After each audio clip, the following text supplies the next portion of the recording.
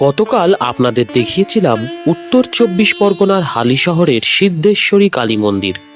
আর আজকে দেখাচ্ছি এই হালিশহরের আরও এক আধ্যাত্মিক জায়গা, সাধক রামপ্রসাদের ভিটা এবং কালী মন্দির।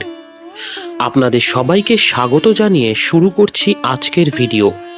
হালিশহর স্টেশনে নেমে বা নৈহাটি স্টেশনে নেমে সহজেই পৌঁছে যেতে পারবেন এই মন্দিরে। মন্দির কমপ্লেক্সে রয়েছে সাধক রামপ্রসাদের ধ্যান ঘর, তবে ওনার পুরনো বাড়িটি এখন আর নেই।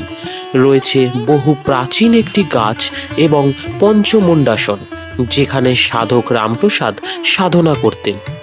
রয়েছে ফুলের বাগান, একটি ছোট জলাশয় যেখানে অনেক মাছ ও কচ্ছপ আছে। আর রয়েছে খুবই জাগ্রত মায়ের মন্দির, যেখানে কোষ্ঠী পাথরের বিগ্রহ মা প্রসাদময়ী জগদীশ্বরী রূপে পূজিত হন। ১৭১৮ সালে সাধক রামপ্রসাদ সেন জন্মগ্রহণ করেছিলেন। অষ্টাদশ শতাব্দীর একজন বিশিষ্ট কবি, তান্ত্রিক এবং মা কালীর পরম ভক্ত ছিলেন।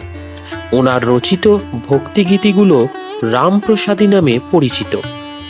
এই স্থানেই ছিল ওনার ভিটা বাড়ি, আর এইখানেই উনি মা কালীর সাধনা করতেন।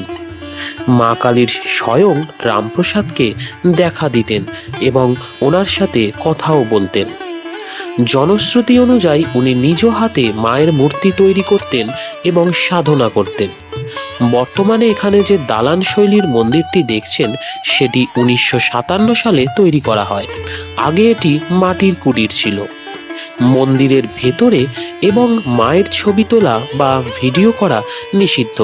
আমি একটা ছবি ডাউনলোড করে আপনাদের দর্শন করালাম এই ভিডিওর মধ্যে দিয়ে।